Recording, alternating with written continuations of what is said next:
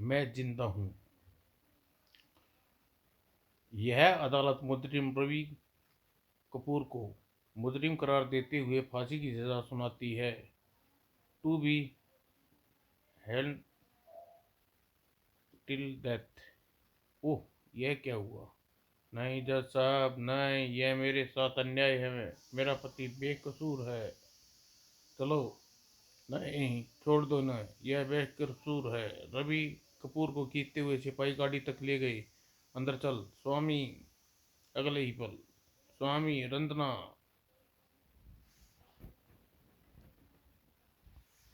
फिर स्वामी। अगले दिन सुबह रवि कपूर को फांसी देने की तैयारियां हो रही थी। तुम्हारी कोई अंतिम इच्छा नहीं? ले चलो इसे। कुछ देर बाद फांसी के तख्ते पर फंदा पड़ चुका था रवि की गर्दन में। समय पूरा होते ही जेलर ने हाथ के इशारे से नीचे गिरा दिया और अगले ही पल रवि का शरीर फंदे पर झूल गया। उस कुछ देर बाद लाश को उतार कर मार्ग भिजवा दो। Yes sir. फांसी की सजा भी क्या है, एक झटके में आदमी खत्म। अचानक दोनों सिपाही बुरी तरह चौंके। यह तो इसकी सांसें चल रही हैं। यह जिंदा है। जेलर साहब को खबर करो। जैसे ही खबर जेलर तक पहुंची, क्या बकते हो, मैं सच कह रहा हूँ सर, वह जिंदा है। ओह, आओ देखता हूँ।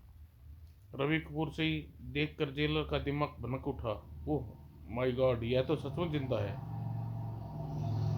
जरा सी खरोच तक नहीं आई से तो। इस स्थिति के बारे में अपने अधिकारी से बात करनी होगी। अगले क्षण बाद रवि उसकी कोठरी में लेके जा जा रहा था। ये फांसी से जिंदा कैसे बच गया?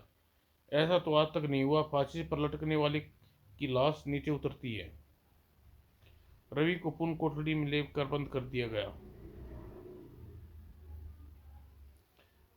इस जेलर ने खबर अपने अधिकारी को पहुंचा दी। फांसी के इतिहास में पहली बार हुआ है।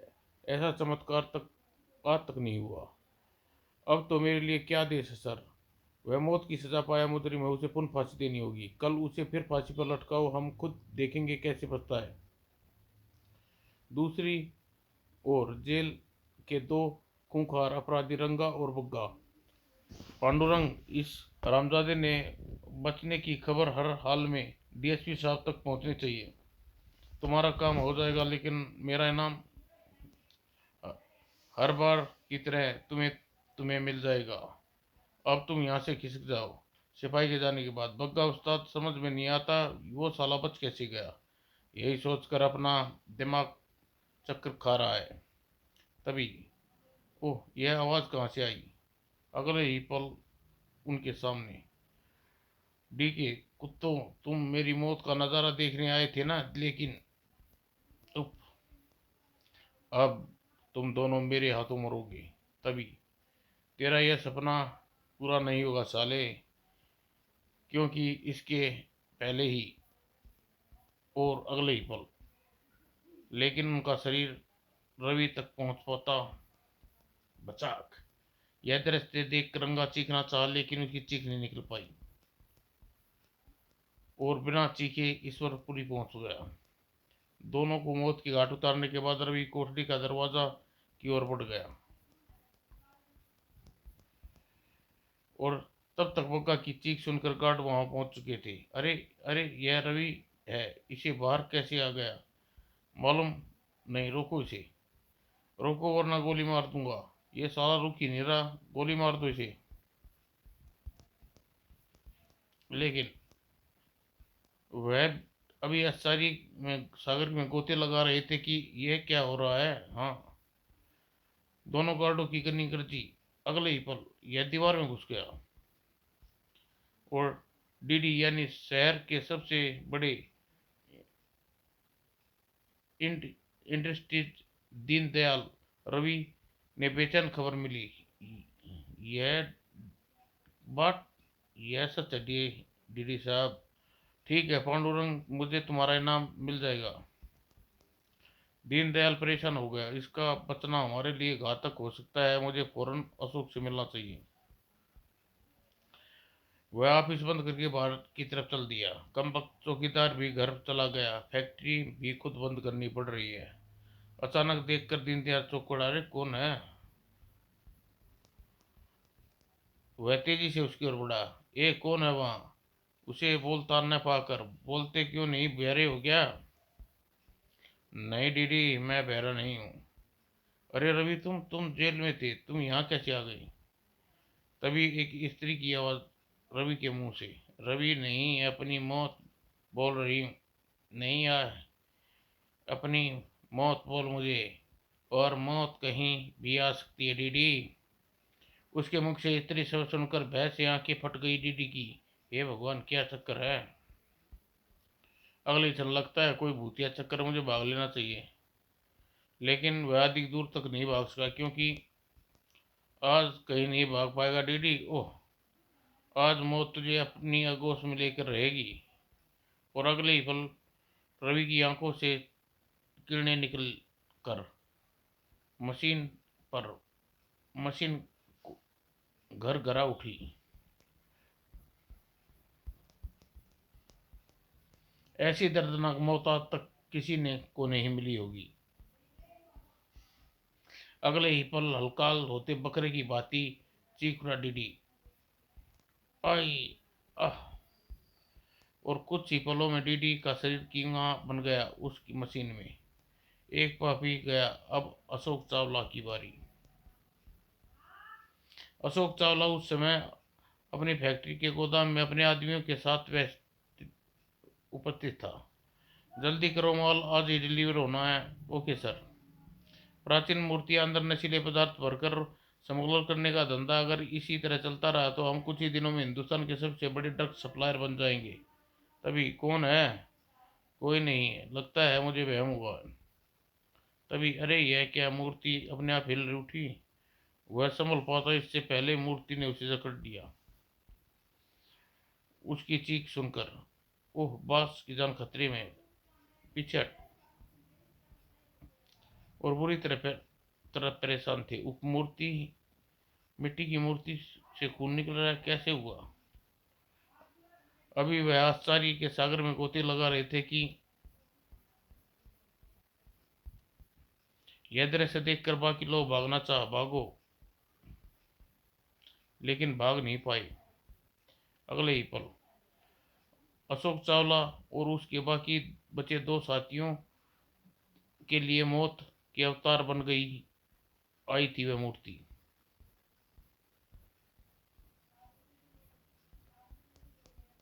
और दूसरे ही क्षण अब बारी थी अशोक चावला की। नीचे गिरते ही मूर्ति ने उसकी छाती पर सवार हो गई और चर। हा हा हा। अब बचा हरीश शुक्ला। आज की रात जीवन की आखिरी रात होगी। जज हरीश शुक्ला अपने बेडरूम में चैन की नींद सो रहा था। अचानक वो, यह क्या है? वो, यह तो खून। कहाँ से आ रहा है खून? यह खून नहीं, मेरे आंसू हैं जज हरीश शुक्ला। तेरा काल। क्या बकते हो? कौन हो तुम? उसकी गर्दन तेजी से घूमी। तू ही पहचान कौन हूं मैं? और मुंह से निकली आवाज, रवि कपूर। अभी भी ढंग से नहीं पहचाना तूने अपनी मौत को, लेकिन अब पहचानेगा तू मुझे। अब खड़ा रहने के ताक न ला सका हरीश शुक्ला और दरवाजे की तरफ भाग खड़ा हुआ, लेकिन उफ, दरवाजा खुल नहीं रहा। अचानक कवि ने, तू मेरी और मेरे पति की मौत का जिम्मेवार है। अब तेरी मौत बनूंगी मैं। हा हा। कैसे, कैसे बचूं इससे? यह तलवार बचा सकती है। हाथ, तलवार हाथ में आती दिलेर बन गया वह। अब देखता हूँ कैसे मौत दे बनेगी तू मेरी। अगले ही पल क्षण उसका हाथ घूमा। खचाक। हा हा, मुझे मारने आई थी। कभी ने मुझे, तुझे मुझे मारेगी, तेरे टुकड़े टुकड़े कर दूंगा। खचाक। खच खच। अचानक, तू क्या समझता है शुक्ला, तूने मुझे मार दिया? बेवकूफ, मौत को कोई नहीं मार सकता, कोई नहीं, लेकिन मौत जिसे चाहे मार सकती है। दूसरे छनकटे हुए हाथ जिंदा होकर हवा में लहरा उठे और अब बहुत बुरी मौत मरेगा तू शुक्ला। दूसरे छनकटा हुआ सिर तीर की तरह लहराया और हरीश शुक्ला के चेहरे पर गोंद की तरह चिपक गया। लेकिन कचक कचक, हा, आज मेरी आत्मा को शांति मिल गई। फिर अगले दिन सेंट्रल जेल में एक हैरत अंगेज घटना हुई। क्या कह रहे हो आप? खुद चेक चलकर देख लीजिए साहब। फांसी के फंदे पर रवि कपूर का मुर्दा शरीर लटका हुआ है। सभी अधिकारी लगभग दौड़ते हुए फांसी घर में पहुंचे। ओह, ये तो रवि कपूर ही है। उफ, कुछ समझ में नहीं आता क्या हो रहा है। यह पहले यह जिंदा बच गया था, फिर दो कैदियों की हत्या करके यहाँ से गायब हो गया, और अब तभी सर वह देखिए, लाश के पास एक डायरी पड़ी हुई है। उठा कर लाओ, देखते हैं क्या लिखा है उसमें। जेलर ने डायरी मंगाई और पढ़नी शुरू कर दी। मेरे पति की लाश देखकर आप लोग सोच रहे होंगे कि यह कैसे हुआ। यह रहस्य सुलझाने के लिए मैंने यह डायरी यहाँ रख छोड़ी। यह रहस्य की शुरुआत अदालत के प्रांगण से होती है, जहां मैं अपने पति की मौत के मुंह में जाता न देख सकी और बेहोश होकर गिर गई। जब मुझे होश आया तो अस्पताल में थी। सब कुछ याद आती है। मुझे कुछ करना होगा। कल रवि को फांसी दी जाएगी। रवि को जज साहब फांसी से बचा सकते हैं। मुझे उसके पास जाना चाहिए। यह सोचकर मैं हरीश गुप्ता की कोठी की तरफ भाग खड़ी हुई। जब हरीश शुक्ला के घर पहुंची, हा, लगता है जज साहब ऊपर है। मैं भी वहीं चलती हूँ। जज जैसे ही मैं ऊपर पहुंची, वाह साहब, जवाब नहीं तुम्हारे दिमाग का। अशोक, किस खूबी से तुम्हारे मजदूर नेता राम बाबू की हत्या का इल्जाम उस बेचारे रवि कपूर पर लगा दिया। यह सब तुम्हारी वजह से हुआ हरीश, तुम्हारे इंसाफ की वजह से कल वह फांसी के फंदे तक पहुंच सकता है। डीडी, तुमसे तक की बात अब तक एक बात नहीं बताई। तुम राम बाबू की हत्या क्यों करनी पड़ी? आपने बहुत बहुत ईमानदार समझता था साला। एक दिन उसने हमें मूर्ति में नशीले पदार्थ भरते देख लिया था। पुलिस के पास जाने की धमकी देने लगा, तो मजबूरी में मैंने उसकी हत्या करनी पड़ी।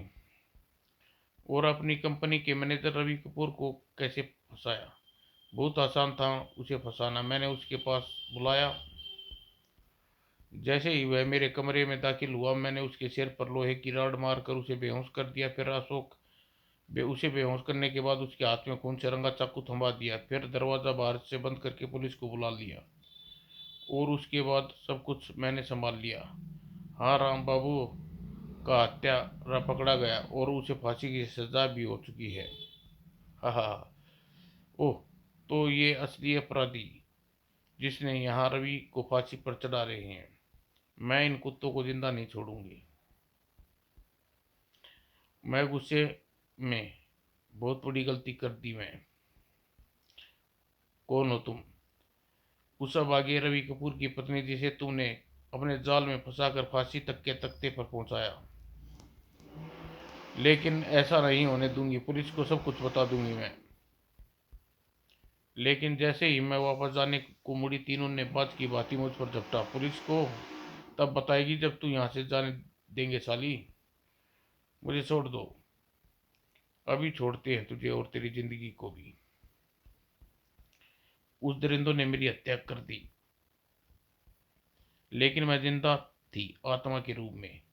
तुम्हें सजा मिलेगी हत्यारों, तड़पा तड़पा के मारूंगी तुम्हें। फिर मैं भटकती हुई सेंट्रल जेल पहुंची, जहां मेरे पति को फांसी पर लटकाया जा चुका था। मैंने उसके मृत शरीर पर कब्जा कर लिया, और फिर मैं अपने पति के रूप में जिंदा हो गई। मैं उनको तीनों कुत्तों को कुत्ते की मौत मारूंगी, और आगे की कहानी आप खुद समझ गए होंगे। मैं बेगुनाह एक बेगुनाह के रूप में इससे मेरे पति की आत्मा को शांति मिलेगी। धन्यवाद। आज मेरा बदला पूरा हो गया था। मैं अपने पति के शरीर को उसी तरह वापस कर रही हूँ जैसे ले गई थी। मेरे पति का अंतिम संस्कार रीति रिवाज के अनुसार कर देना, लेकिन एक अपराधी के रूप में नहीं। पूरी डायरी पढ़कर जेलर की आंखों में आंसू आ गए। कानून के दामन पर बेगुनाह रवि उसकी पत्नी की हत्या का धब्बा कालिक बनकर रहेगा, चमकता रहेगा। समाप्त दोस्तों।